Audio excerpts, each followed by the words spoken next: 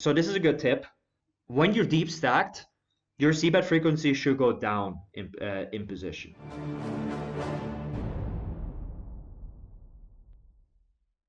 Meanwhile, a couple of spots happening. So table 4, 10-8. 10-8 gets bluff 3-bet sometimes blind versus blind.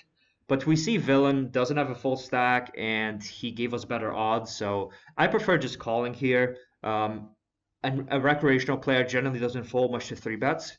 A lot of the value of just 3-betting his hand is the fact that he's going to fold, right? So, but if he doesn't really fold, then we're in position in a bigger pot with an offsuit 10 high hand, which is not a great spot to be in. So generally against recreational players, I would prefer to see you guys 3-bet a little bit lighter for value. So a hand like ace jack offsuit, for instance, is usually sometimes a call, sometimes a 3-bet. That hand is a little bit better now because villain is likely not going to 4-bet that much and he's calling some weaker hands out of position. But 3-betting hands like king 6 offsuit, for instance, which is normally a good play sometimes, that doesn't work as well because if villain doesn't really fold, you're in position with king high and your second card is a 6, you're not suited. I mean, that's just not a great spot to be in. And we know that in general, recreational players don't like to fold much, so you'll end up just betting the flop often and then just giving up, right? Meanwhile, with 6-3 offsuit, we're happily seeing a flop. I mean, if we hit anything, we could win a nice pot. If not, we just fold. So we're basically free rolling. Not quite, but close. And so I would check my full range on this flop. And this is actually a pretty good flop for me because I'm going to check 10-7 off, 10-4 off, 7-4 off, 10-9 off, jack-9 off, 8-6 off in the big blinds. So on this turn, I've got quite a few good hands. Can we end up making a move here? I mean, we have a double gut shot. So, and we do have a lot of strong hands. So we're going to be able to do a lot of raising here. So we could take this double gut shot and end up raising ourselves. If we end up raising, we kind of kick under the gun out of the pot, which is kind of sweet. So if under the gun had a hand like king queen, he's probably going to call the turn or maybe even raise the turn occasionally. But if we raise in front of him, he's just going to fold, right? So Paul Hork only leads to half pot. I like the fact that he doesn't go too big, but I think that the average player would just bet big if they had a better hand and less if he had not so good of a hand, which of course is not a good strategy, guys. You should just be consistent, right? You should just say, I'm betting and I can have a pretty good hand, a really good hand. I can have a bluff. You can't really tell from my sizing. Whereas if you just bet big with your good hands, then, I mean, when we have a medium strength hand, you can just say, well, I fold because you're representing better and I don't think you're bluffing sufficiently. So I wouldn't actually hate raising here. I mean, as I said, we have jack 8 offsuit for, 12 to 16 combinations. We have 8-6 offsuit for 12 to 16 combinations. And I don't believe that Paul Hork is completing with 8-6 offsuit or jack 8 offsuit. He definitely could, but I don't think so. Jack 8 suited and 8-6 suited, I definitely expect to be in his range. Having a 6, of course, does help a little bit. So raising here will be quite aggressive, but I think this is kind of like a bit of a seemingly spastic move that works out quite well in this lineup. And as you can probably tell, I thought I was going to raise, but apparently I didn't. I don't like calling too much, to be honest. We're allowing villain to raise in position. We're allowing him to make light calls. So with a hand like this, which doesn't really do well on later streets, I would prefer to raise or fold. So I don't really like this call too much. Now that we hit our low straight, we got to ask ourselves, how many straights do we have? How many straights do they have? Do they mostly have the 6 or the jack? Well, Nimsa definitely has more jack X straights than 6X straights. So if we wanted to get value here, we would have to just bet really small, right? Because if we bet really big, we're just letting him fold a lot of worse hands, and then, we put in more money against the jack. So I would like to see either a small bet or a check here, and then usually ending up with a check call. But I think a small bet is best. Yeah. I think theoretically this is a fine play, and it's also a decent exploit against, potentially weaker players who don't like to fold. And on the king versus a pot size bet, I think we can just fold 10-8. And if you guys play these games regularly, definitely make a note that this player limped under the gun with jack 9 offsuit. I mean, if he limped like king 9 suited, I would have said, okay, I don't like limping, but king 9 suited is a fine hand to limp with and probably limp call with, but not jack 9 offsuit. There's a big difference.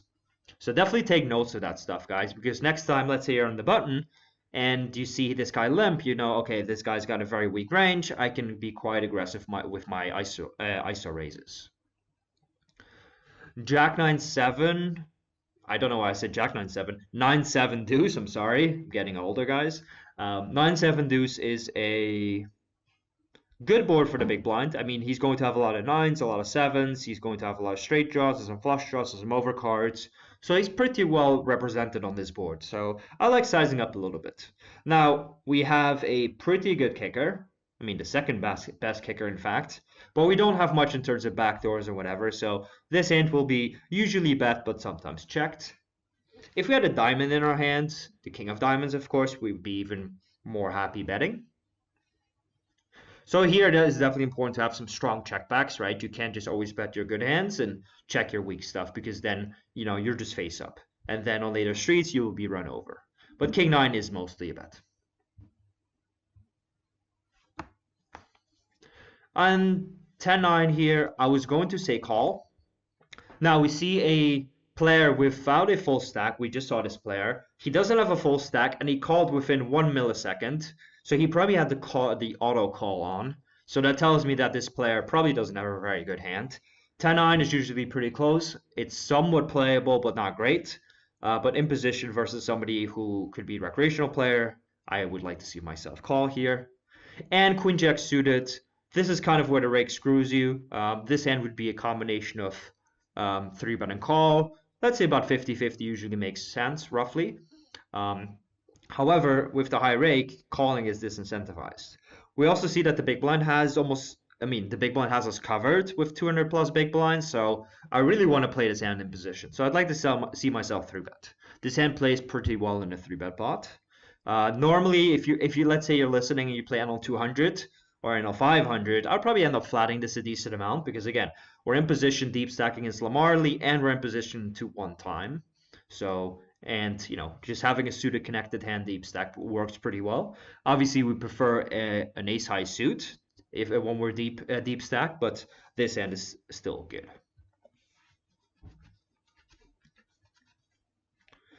9 is a standard 3-bet.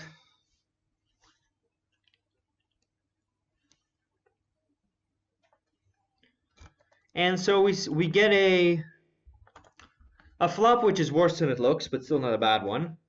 So 8-7 deuce probably favors out of position a little bit when it comes to the nuts because, I mean, he's probably calling 8s and 7s sometimes deuces. We're sometimes 3-betting them, but I think he's calling them more than we're 3-betting them. And then he'll, of course, have hands like ace and king, queen, and jack and 10 high flush draws. He'll have some straight draws. He'll have some overpairs. So I think this is a board where deep stacked. So this is a good tip. A little bit more of an advanced tip, but when you're deep stacked, your c-bet frequency should go down in position. Okay, so betting range 1/3 works a lot better at let's say 50 or let's say 60 to 100 big blinds than at like 150 big blinds plus. So with this hand having a non-nut flush draw in a spot where he can definitely check raise us with a bunch of sets and whatever, I think checking behind is actually a really cool play. And so here you do see that I mix it up, right? Because I've been saying that I mix it up, but I haven't really done it other than the aces hand so far. So I'm mixing it up. So next, if let's say the turn is a spade, our villain is not just going to go nuts against us, and then we're just in huge trouble. A lot of stuff happening. So exactly here, right? I mean, villains 5-4, 10-9 spades get there, so a lot of his bluffs improve, and you know, once he bets, we don't just only want to have hand like ace king here. We want to be able to fight back. And it's also a nice way of controlling the size of the pot because, you know, when we have a queen high flush and we block the jack high flush, there's not a whole lot of flushes left for him to have. It would have to be specifically like 10-9 of spades or 5-4 of spades, or, you know, of course it can always be some random hand. And if he bets river, we're obviously just we're just calling it's a big bet. If he bets small, we're raising. 10-9, we check the flop as I would do with my whole range. The king is an extremely good card for the button, so we're going to be quite passive. And on the jack, I'm likely just going to check. Even if we bet on the smaller side, I don't see ourselves getting a lot of value. If we had a hand like queen 9, just like in the ace queen hand, I would like to see myself check raise sometimes. And with nines, we 3-bet. And on King Jack Deuce, you can do 1,000,001 things, but the standard and very good strategy is just to bet range 1/3. You could even bet like full pot on the flop and start shoving turns, but I think that's a little bit complicated to execute. And King 6, we have no idea what our opponent's going to do. This is the type of hand where villain bets very small. We have to attack occasionally, but obviously it's not a great spot versus under the gun.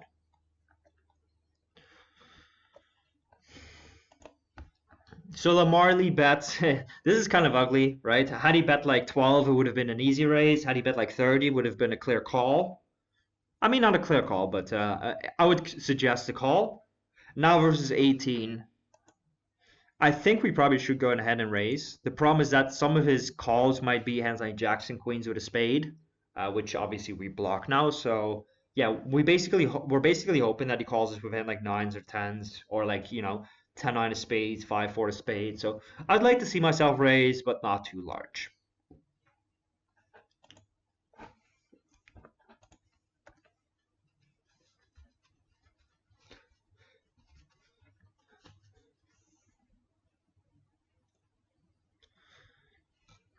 And king 6 here.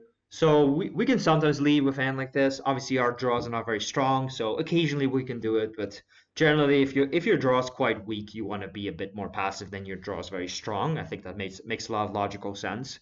If you just have a better hand, you generally want to make the pot bigger. It's that simple. That obviously doesn't mean that every good hand should always attempt to make the pot bigger, right? And always keep it small when you've got a mediocre hand, but usually that's how it works. And on the ace turn here, obviously this is a fantastic turn for our range, but not for our hand. The question is, do we maybe like triple barrel this hand? And I think the answer is definitely no. There's some other hands we can use for we can pick something like a lower pair. We can pick something like a flush draw. We can maybe do this with a hand like pocket 10 sometimes, or jack 10, or something in that region. But a hand like king queen or queen jack or even nines, that hand is just not the greatest hand to triple barrel with. We can expect villain to check behind a lot on the turn.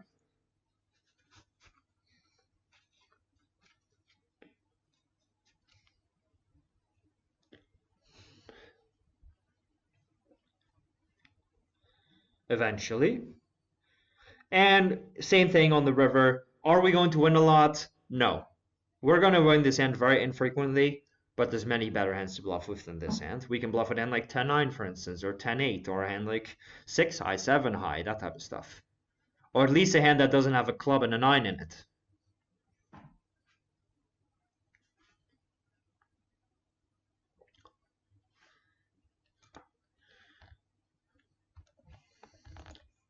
So queen jack 3, question is whether or not we want to range bet this one. I think the answer is no. This board is really going to hit his limp calling range quite well. So just betting very, very often. I mean, we're going to bet this board quite often because it's still a better board for us than for him. But it's too good for us to just range bet 1/3 or 1/4 pot, I believe. And so since we're checking behind sometimes, I think this one is good to usually check behind. I mean, we've got a very bad backdoor straight draw, and that's about it. We block queen 5 and queen 4 suited, I guess, which is a good thing. So we can occasionally bet, but generally, guys, if you want to mix it up and you've got absolutely nothing, generally you want to end up just checking. Occasionally we bet, but not often.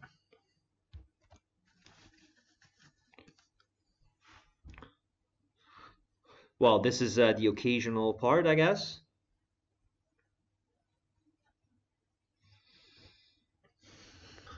I wouldn't be shocked if this hand was bet like if you sim this in pile, I wouldn't be shocked if this hand gets bet sometimes, but again, we've got 5 high with no draw. So, the idea of betting here would be that, we villain is going to have hands like ace 10 a lot and 10-9 and 10-8, and we don't block any of them, or he's going to have some weak flush draws and he's going to fold a lot of them. So, it's like a nice hand to just potentially bluff with because, he can't if he has a hand like 10, let's say like 10-8 of diamonds, he cannot possibly check call, and I don't think he's going to check raise, but it is a hand that's best, so we can make him fold like basically a lot of better air, but that is quite an ambitious play.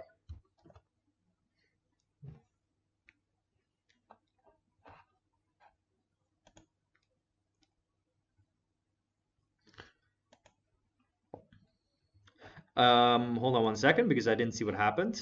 I saw an ace, which I was happy about, but then, okay. Villain bet half pot and yeah, easy fold. And villain could definitely be bluffing with like 10-9 or 10-8 again, maybe a flush draw, maybe starting a hand like 3-5 suited into a bluff, sure. But obviously with 5-eye, we can't do anything about that.